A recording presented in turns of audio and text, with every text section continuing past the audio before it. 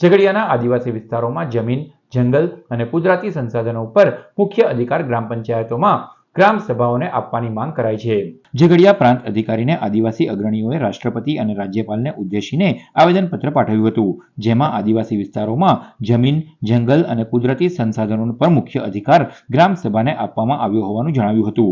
જો કે વાસ્તવિકતા એ છે કે હજુ પણ આદિવાસી વિસ્તારોમાં આ બાબતે જંગલ ખાતાનું નિયંત્રણ છે.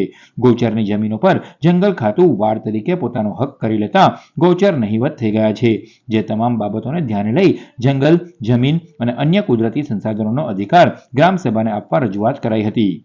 આજે તમે રાષ્ટ્રપતિ અને રાજ્યપાલને સંબોધીને પ્રાંતસિંહને આવેદનપત્ર આપ્યું છે.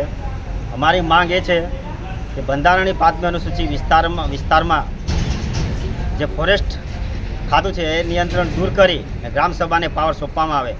કારણ કે હાલમાં જ દાદાની અંદર પાદરિયા ગામમાં જે ઘટના બની છે, બિલકુલ અસંવિધાનિક રીતે આ કૃત્ય કરવામાં આવ્યું છે.